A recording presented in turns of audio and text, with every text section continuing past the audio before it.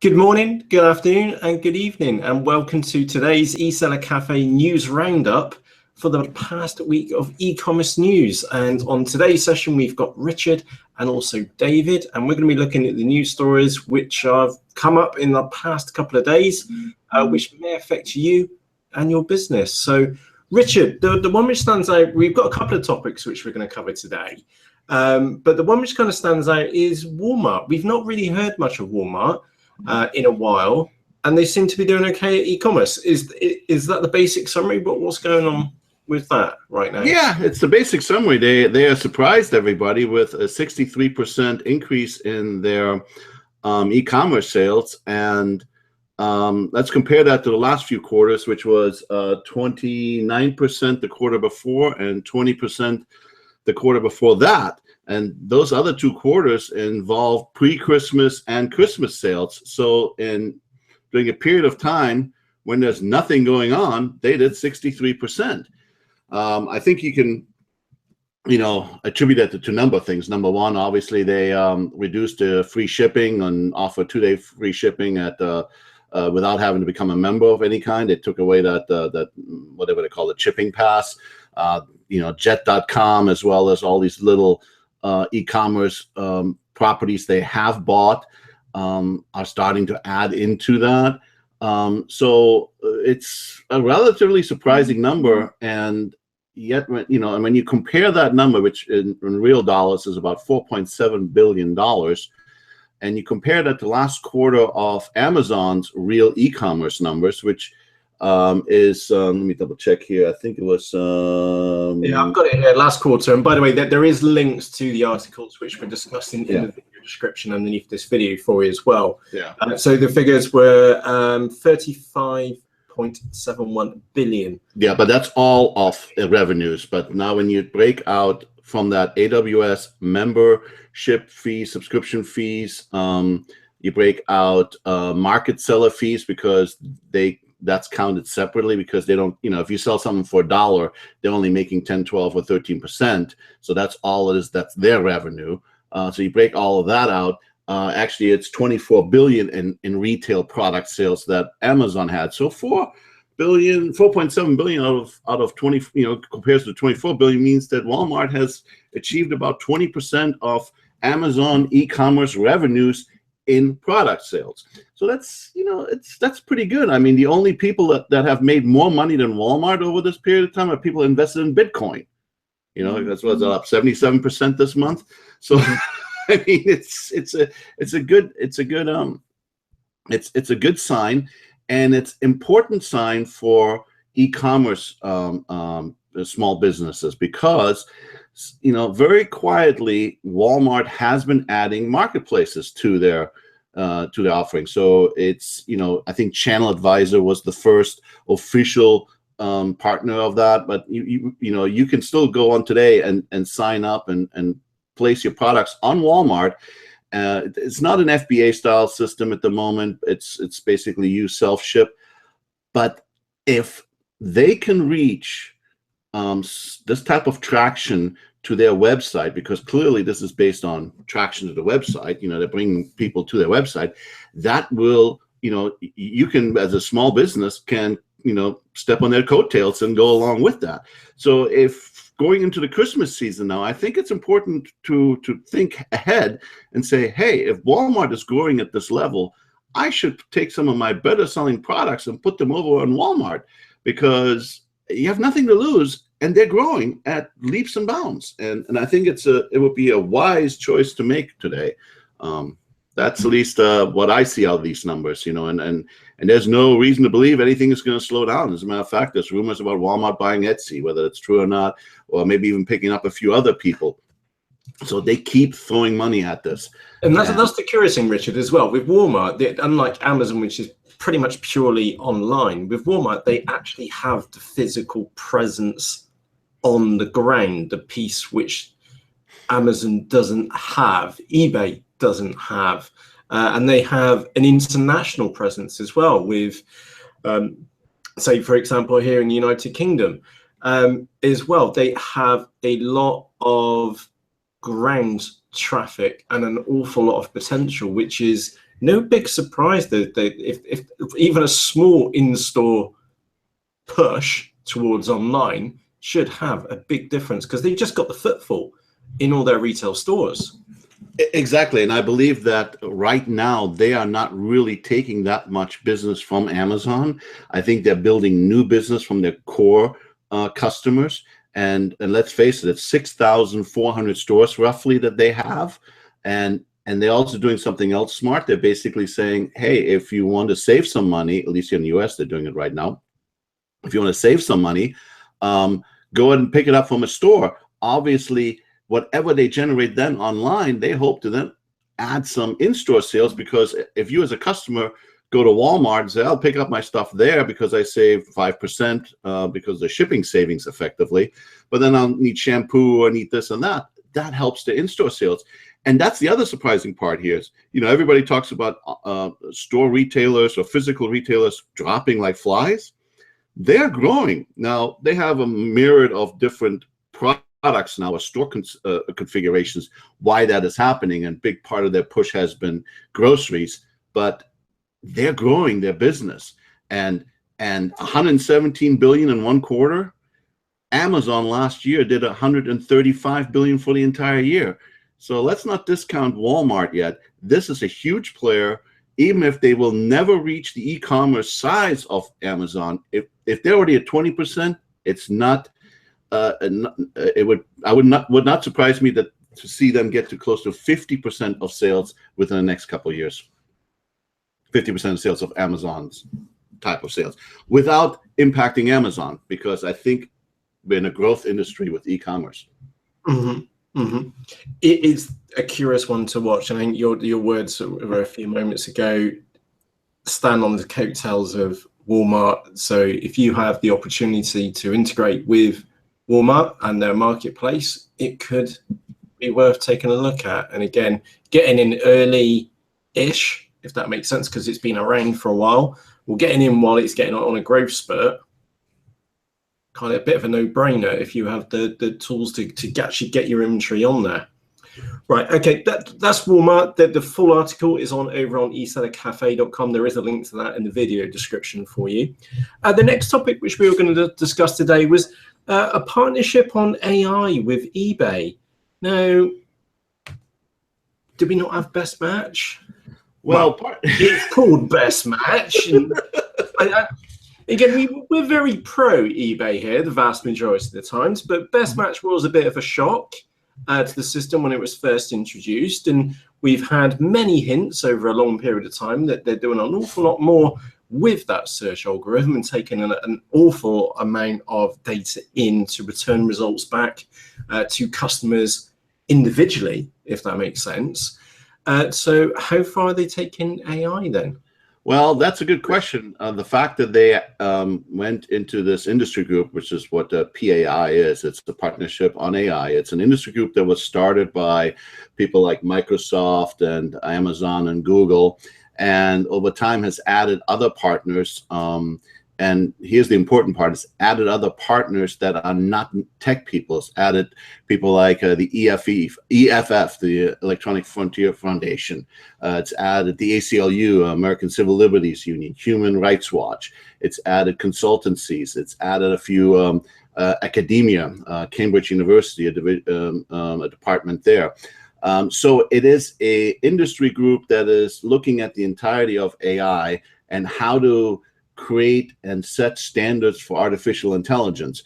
And I see that down the road sometime, I think we're going to see some kind of seal saying this site complies to PAI or whatever other group maybe standards, because it's going to become an important thing. And here's the thing. Here's the part to really consider. AI right now, the big guys can afford it. Amazon can afford to throw money at it. Google is throwing money at it.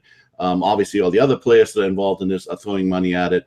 So how does that impact a small business owner who runs a Magento or WooCommerce site? Because you're like, well, I'm not spending any time on AI. I don't even know where to start. Plus, there are no AI extensions yet. And I see AI coming as, right now, fintech is hot. Everybody talks about how can we come up with new ways to take money. I think there's hundreds of people reinventing taking money, So the next big thing that I see is AI startups. We're going to see all these startups coming up with ways. How can we integrate, artificial intelligence into Magento, into WooCommerce, because it's going to have to come through some kind of extension. Maybe people like BigCommerce and Shopify can build it into their core because they are, SaaS companies. But I think even them will have to go through a third party because of the complexity involved in AI. So I do see that at some point, we're going to have these certificates, we're going to have these type of things coming, even for regular websites, because AI is so important and will become so important, especially in areas that we'll discuss a little later, like Google Home and Amazon Echo and things like that. So one to watch in the future. It's a promising sign now, but we're definitely talking months, potentially more like years development to go on with that one. It's like a seed for the future, really.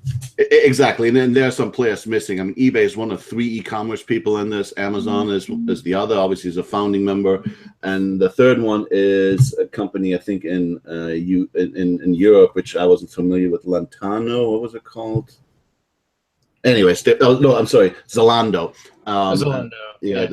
So they're the 3 core e-commerce people. Everybody else, yes, they have some e-commerce part. IBM has e-commerce somewhat, with analytics and other things, and obviously, anyways, there's different other ones involved in it. But those are the 3 core people of e-commerce, and we need to see Alibaba and others join that to really kind of grow it to the next level.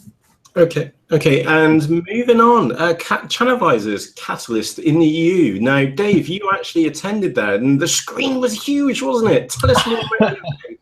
And also tell us more about the actual presentation and the dominance which went on of a Pacific marketplace compared to the previous ones. Yeah, that was a very curious one for me. Maybe the thing that stood out the most. So firstly, the ChannelAdvisor Catalyst event was a fantastic event, and I'd highly recommend anyone who has the opportunity to get over to it.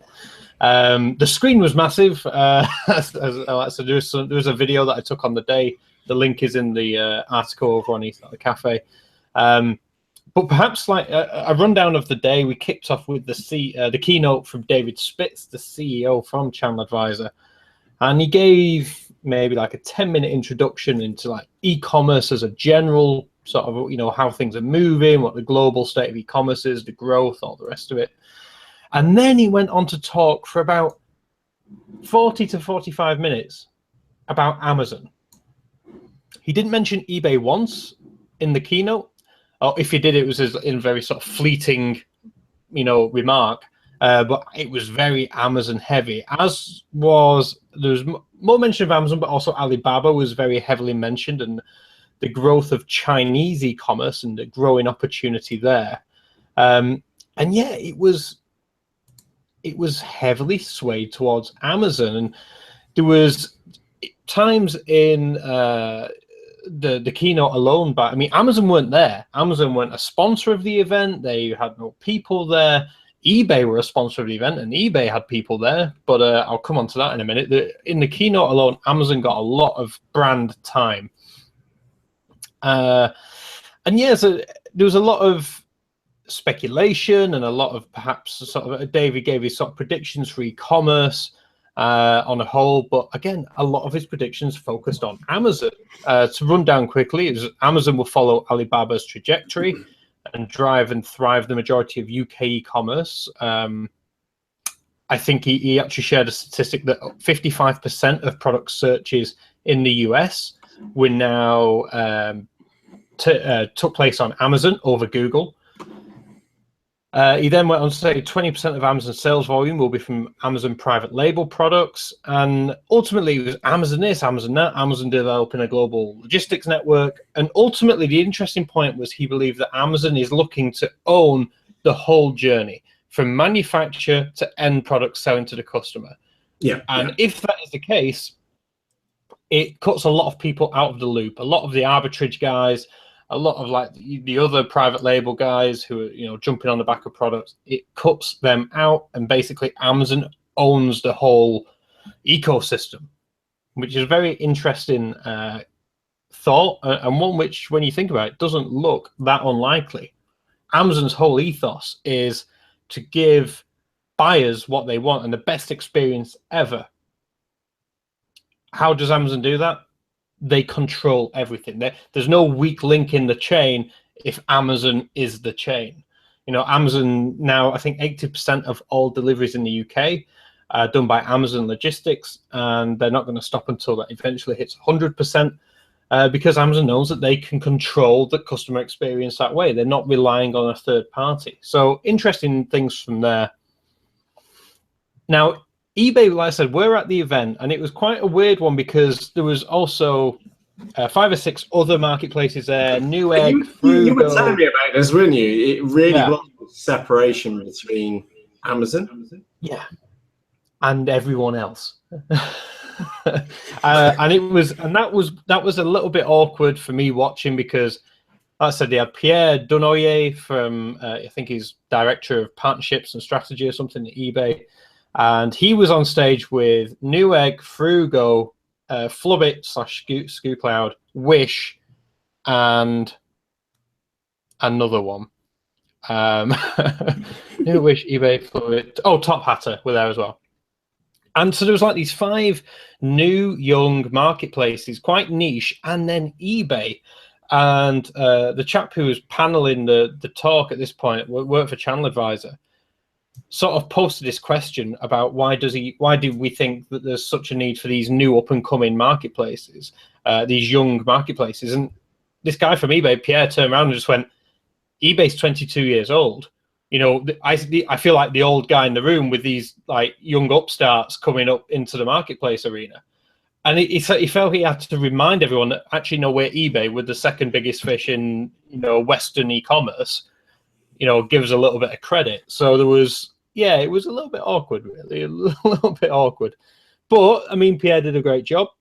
He rammed home the facts that eBay is all about putting sellers first. That was Devin's big sort of, you know, that's Devin's big push at the moment, is putting sellers first. Pierre reiterated that. And I think that... Just sorry to interrupt there, Dave. Go for it. I feel that that's eBay's now main unique selling point to third parties. Absolutely. Is that they're not going to compete with them. Do you also feel that perhaps that is their only USP? I've actually, funnily enough, I've got a video coming out on my YouTube channel about this on Wednesday, because I actually did how does eBay compete with Amazon? And you're right. I mean, as far as there's 3 things from the top of my head. One is that eBay are going to put sellers first, not buyers first. And by that, I mean that as a seller on eBay, you're not going to wake up one morning to a terrible email and your account suspended. That just doesn't happen on eBay. Whereas on Amazon, it is known to happen. Exactly, when Amazon, it is known to happen.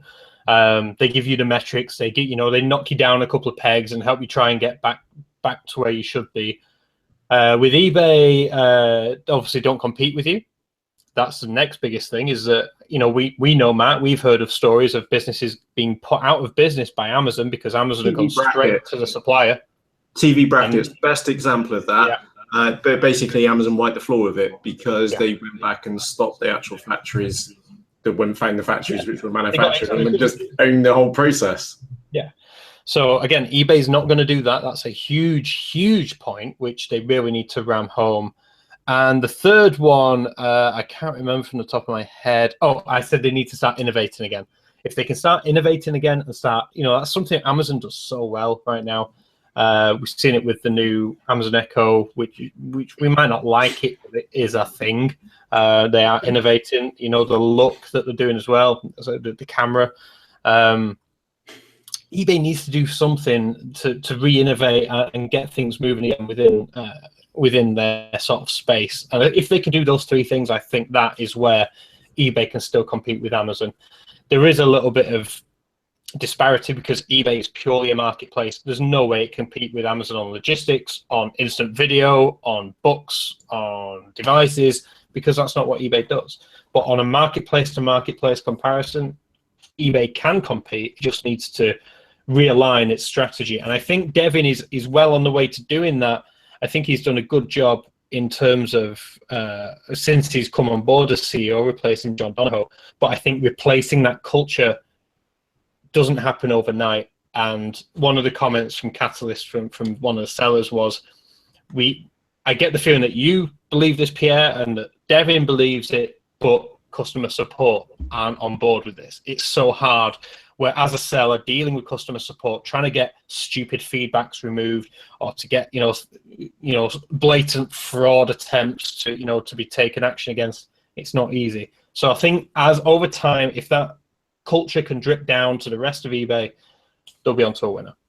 Well, I think on the customer support side of it, I think one of eBay's biggest problems is that I think when you now call eBay, at least in the US, you end up in India first, and so they're going by scripts, and that's just too much. Yeah, there's too much of a flowchart process going on there, and trying to put sense into that just doesn't work. It doesn't, and I'm not trying to say that has anything to do because it's in India. Anytime you do customer support based on flowchart, whether it's in the United States, whether it's in India or anywhere else, it's the same problem. I mean, eBay is not the only one with this type of flowchart problem. No. One interesting thing that you mentioned is Amazon wanting to take over the entire process, or that's ChannelAdvisor's thought. Well, that would, it's kind of interesting they would say that, because that basically says, oh, we're going to get rid of marketplaces, which is what they're selling, is the concept of putting product on marketplaces. So I'm not sure how that kind of jives for them to go out and say, hey, Amazon wants to take over the world and wants to sell everything themselves, yet here we are trying to get you to sell on Amazon as a marketplace. So I'm really confused by that one.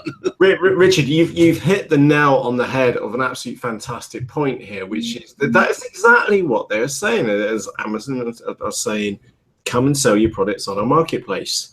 And again, we need to be realistic here. Put yourselves in Mr. Bezos's shoes. Obviously, there are going to be products which you'll never want to touch. But if you've got all these third parties putting all these new inventory records onto your site, which you don't have to invest a penny in any form of sourcing, et cetera, to go with that product, and then you have these X number of third parties which are basically saying, oh, that one's doing really well, oh, I shouldn't touch that category, absolutely diabolical.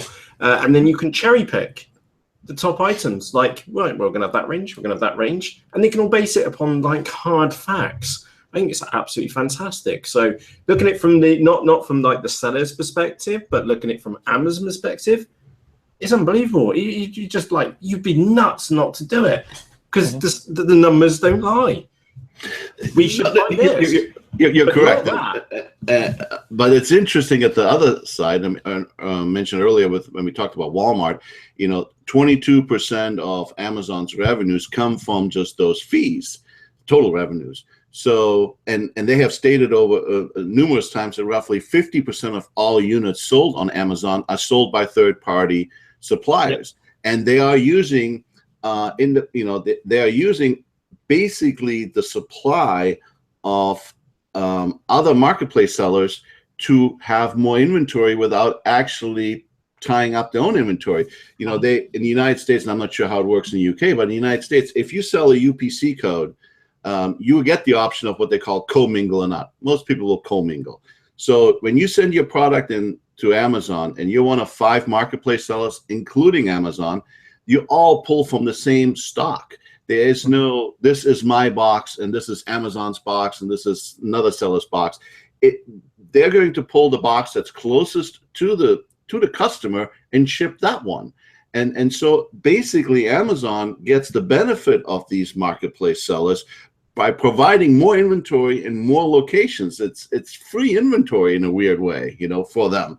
And so I think if they were to go down that path of becoming wanting to do everything, I'm not so sure that really will work into their best interest. So I have a little bit of a problem with with that statement, because I think they live off the fact that 50% of products are sold. Oh, yeah, Richard, I'm with you right now with the large revenue stream which third-party merchants which are providing them is always going to be attractive. But if their underlying goal is to own as much of the relationship and the whole distribution network, as far as even back to product sourcing, then Amazon will cherry pick the products which are statistically proven to sell well. They will go off and research them.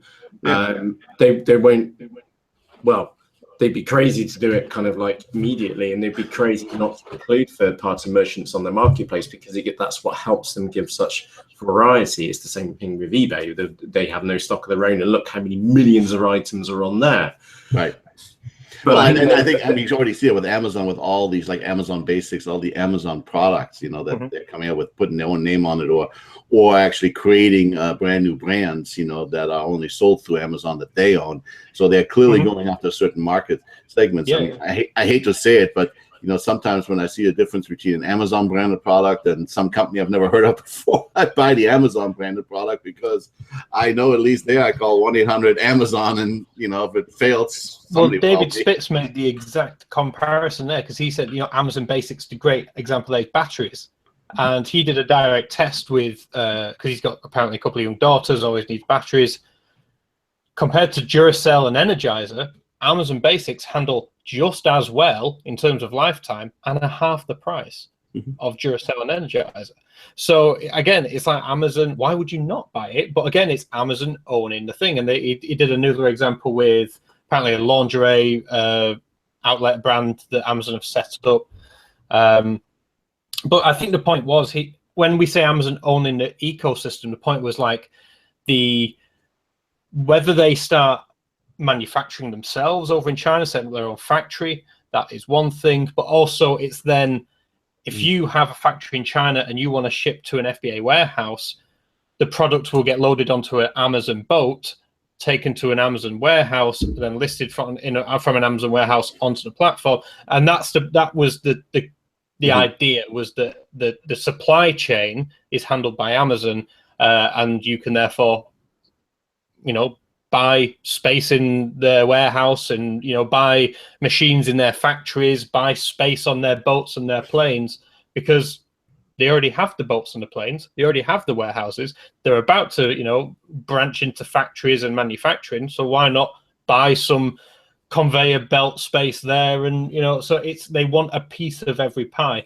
I don't think there's any chance that they're gonna shut out third parties altogether, because like you said, 50% is huge, and it's in their interest. They're still collecting fees every time a third party sells, and and sales data as well, which was the point which I was making. Yes. Sales data. Yeah, we're waiting for that Rotterdam section of Amazon, the Long Beach section of Amazon with the Amazon ships. Was it? I forgot who, Maersk or whatever is the big shipping company who'll eventually just say Amazon on the side of it. Yeah. I do think that's coming. Amazon do have a shipping container. There you go. A boat. Do have one. Okay, gents, moving on. The last topic for today's live session is about Google and Google I/O. Richard, can you tell us more? Well, Google I/O is a 3-day geek fest. Okay. It's a 3-day developer conference that they hold every year in San Francisco, or I'm sorry, San Jose, wherever they're located, Silicon Valley area. And this year, they announced about 101 new things or improvements or whatever. So let's go through all of them. No, just kidding. No! Where's the highlights, Richard? I actually had to read through the 101. There's some interesting stuff in there. When it said developer bits, I was like, meh, don't get it. And I did go through that particular post, and I think there's a link in our web in our story to the 101 if you really want to read them. I did go through it myself after the fact, but I had gone through the actual schedule that they had to try to find the things that were important to e-commerce, because there's a lot of stuff here. When you announce 101 things with a company of the size of Google that has its tentacles in everything, I mean, just think right now, one of the one of the parts that really stood out to me is that in the last year they have increased the Android usage, or the Android operating system in cars, by 10 times.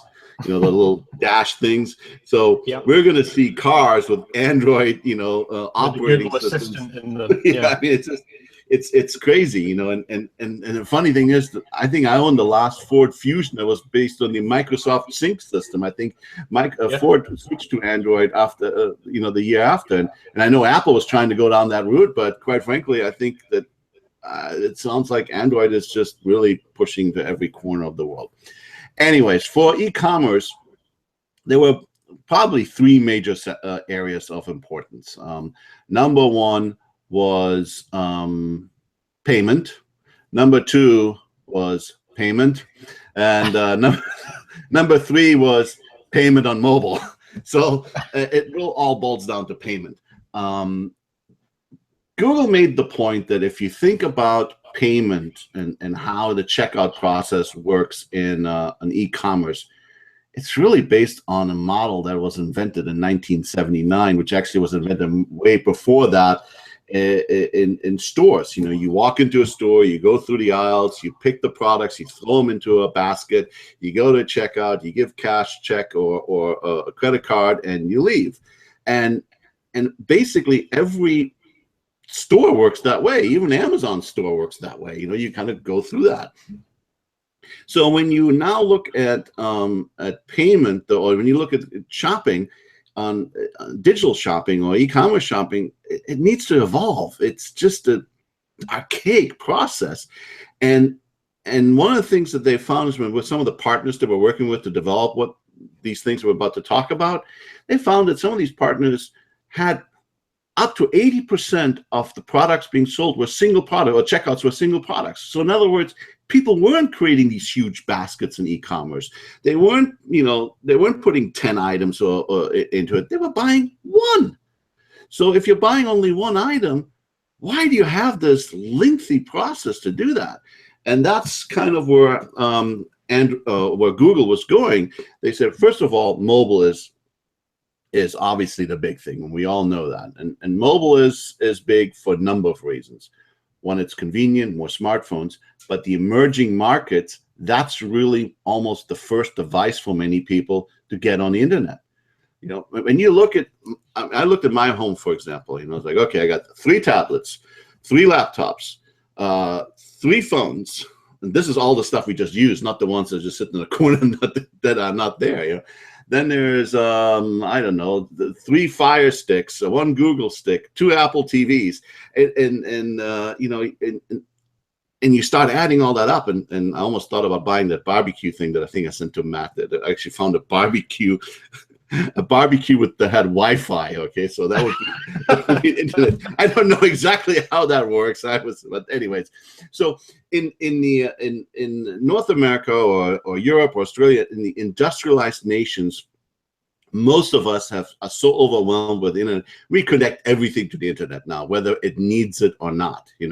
Almost. And so they say that, Google said that close to 5 billion devices were connected to the internet. I actually thought it was kind of a low number, because if you divide 5 billion by like 10 or 12, you end up with not that many people using it. But anyways, but the emerging markets, that's where the growth is in low-end smartphones and in technology. There's people, still living off 3G. We couldn't even fathom that anymore.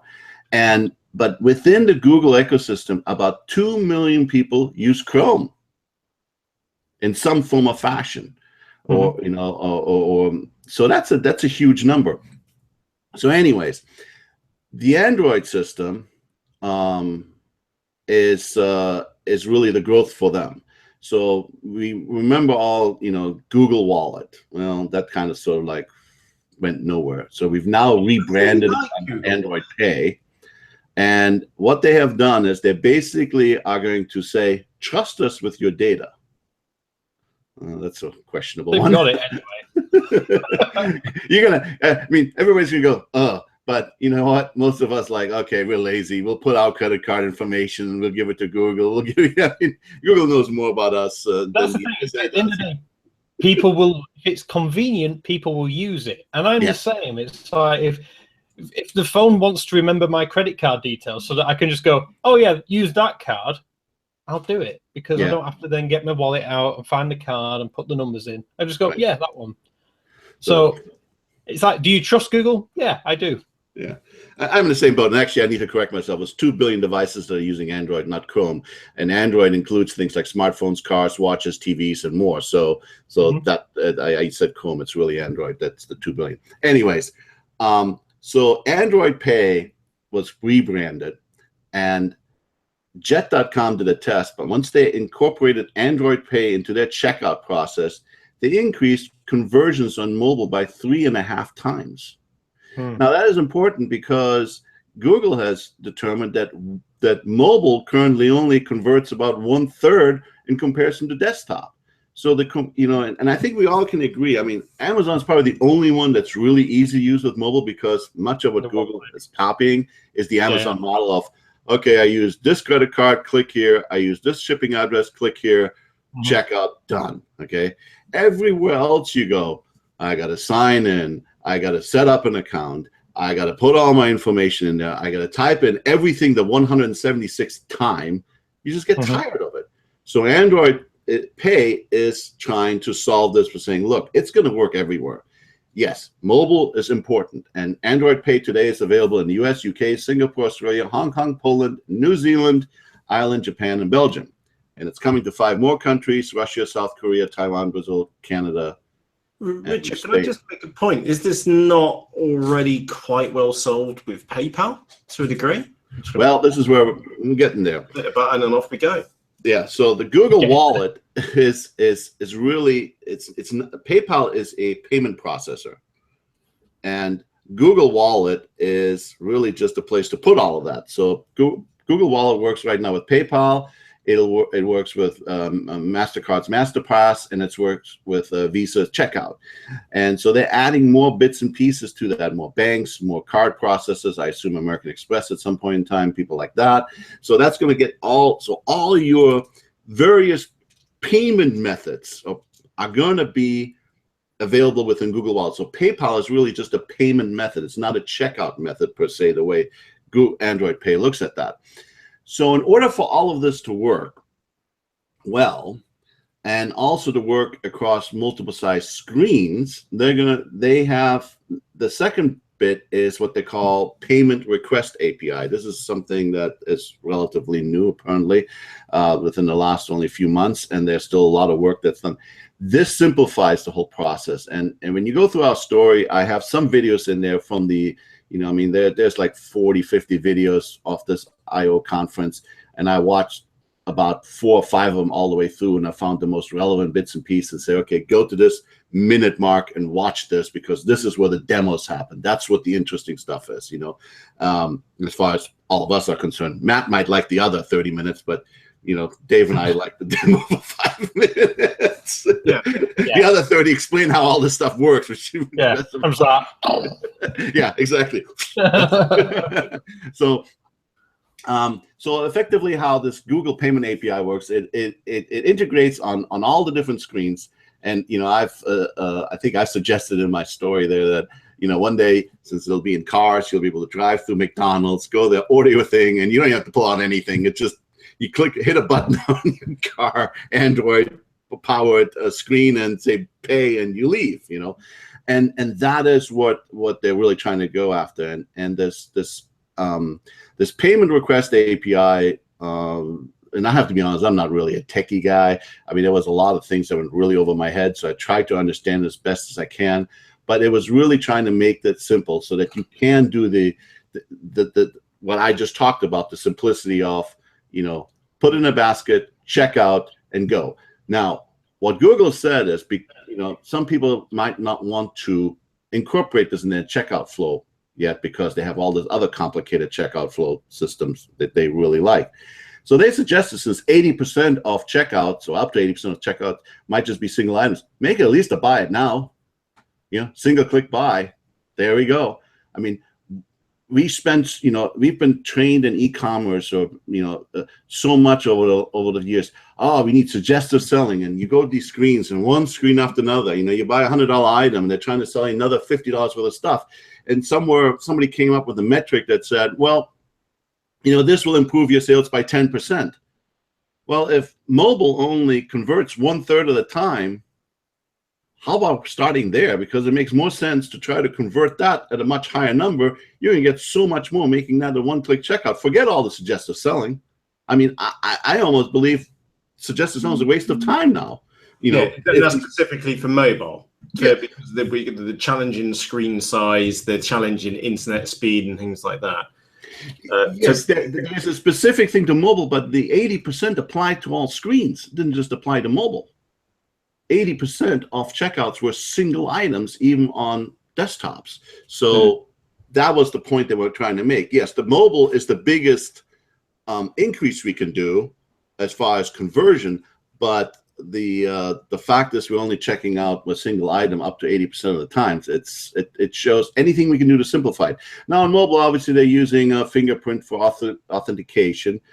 I assume at some point in time you might see voice, or possibility of even seeing iris, authentication.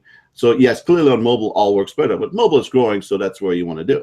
Now the problem with all of this is, how do you as a small merchant incorporate that into your store? Because this is going to require programming. And there are a couple services, Want Mobile and Mobify, that already kind of take an existing store and make it simpler. So that's one way to do it. And they have incorporated Android Pay in this payment request API. But smaller merchant integrations are going to be available for WooCommerce, Weebly, BigCommerce, and Shopify. Not on that list is Magento. Don't know why. It's obviously the big one that not having PrestaShop, okay, or OS Commerce, but I was surprised to not see Magento on this list. Not sure what the reason for it is. Are they coming on board, or are they trying to do their own thing? But they are the missing piece. It could be because they see it as a time of transition between the 1.9 strain to version 2. Maybe they've looked at that and gone, well, we need to wait and see what's going on. Or like you said, there's something else there going on in the background which they didn't include in the announcement. So. Yes. So we'll have to see. Very good point. I didn't think about the 1.9 to 2.1 because that's still a huge pain point for everybody. I mean, but anyways. So with that said, this is all going to come. It's going to come in waves. It's going to come to your small little regular store, your small business store. It's not just going to be the big players. Obviously, the integrations that are functioning today, that's easy, are some of the bigger players because that's who Google worked with to get this tested. But the developer conference, the whole idea is to put the APIs out there, put the information out there, and say, hey guys, let's develop extensions. Let's develop this and incorporate this in other ways and means. And obviously, all of this also has a lot to do with Google Home. This little speaker. Yay! Yay! I've gone out there over the past sort of 2 weeks, and I've set my store behind Google Home, not Alexa. So I'm hoping it goes good. Yeah, I do too, because I think that the more I thought about Alexa is you're stuck with Amazon, and they're never going to allow you to buy something from somebody else that's not them. I mean, to some extent, it's probably surprising to have Spotify and some of the other music services on there, but anyways, so Google Home was the other big push, and obviously there was an awful lot of developer sessions about how to incorporate Google Home, how to incorporate voice search, from automation to everything. So from an e-commerce point of view, what I didn't actually know, they already have 50 e-commerce integrations, which include eBay, Walgreens, Panera Bread, and Whole Foods as some of the bigger ones that we know. So they are already working with that. Now, these are the launch partners, you want to call it that. This is the people they're working with. They have direct communication with, so they can perfect the system. But their stated goal is, we want Google Home to work with any size retailer anywhere. So this is going to require adding all of the things we just talked about, not necessarily maybe Android Pay, but the payment request part of it, where you you know, everything integrates with that, and then having the partners, the payment processing partners to work with it. So I think over the next year, maybe at I/O 2018, we'll have a lot more in that realm for smaller merchants. But it's good to watch and see where that's going. And I think Google Home by no means is dead. As a matter of fact, I think I'm with you, Dave. I think over time it will overtake Amazon, because it will have more functions. And I don't see anybody else jumping into this game that's going to be able to pull that off, because I mean, when you think about it, there's only a handful who can compete with Amazon and Google. You've got potentially Microsoft, but I just don't see it. Facebook is the other one, but again, they're not a product company. They've never released hardware before. I just don't see it. And Google's got form. You know, Google did this exact same thing with the iPhone. iPhone came out as the product. Android went back to the drawing board, and over the past 7-8 years, I've just been chipping away at the Amazon lead and as the Apple lead, and I just think they're going to do exactly the same with Amazon. Just I don't think it's going to take them 7 years. Yeah, I think you're right. I think in this particular case, it'll go pretty quickly, and the market shares will start changing very quickly here. They just have to. I think it's exactly Amazon were the market leader because they were the first one to get a product out there, a good product out there.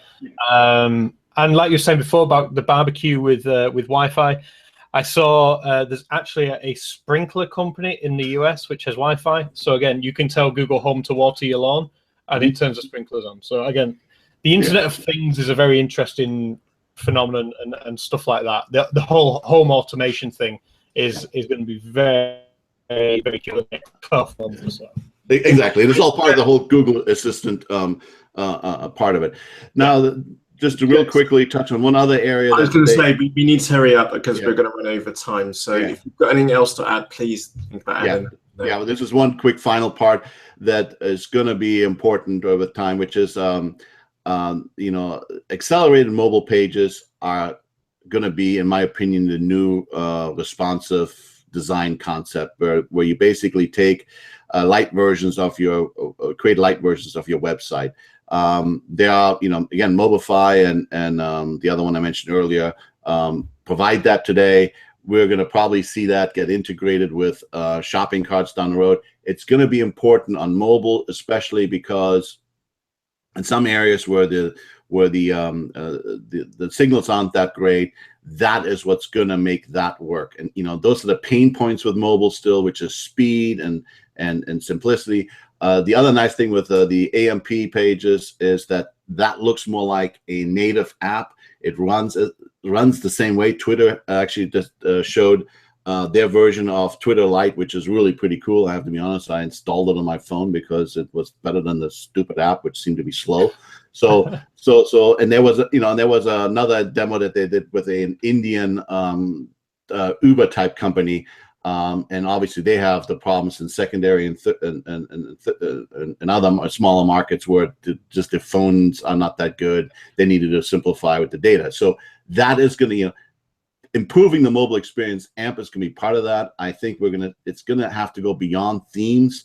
I read somewhere, and I didn't really read it. I didn't really check it out completely. I think WordPress already has some areas to do that. I don't know if that works with WooCommerce right now or not, but I see that's going to have to come from within the core or from an extension. It can't be part of a theme. At least that's how I believe. So that's something else to watch. And that's pretty much the highlights of Google I/O. Like I said, go to the story. It's the longest story that I've written for the site. It's the longest story on the site, period. And I really try to condense it as much as possible, but provide a lot of links if you want to watch the full, you know, videos of these demonstrations. Some of it is, you know, it's pretty cool to see, and there's obviously a link to all of the videos if you really want to be bored to death and watch some of the other stuff, and where people get all hoopla about some new language that they decided to incorporate into something which I never even heard of before. Yeah, I glazed over that bit as well. Yeah. I don't get it. Gents, it's time for us to wrap up. Just to quickly recap what we've been uncovered today with you. Number one, Walmart, some outstanding growth. That was quite impressive. And again, links to all the articles which we've covered today, including the 101 announcements for Google I/O, are in the video description underneath for you.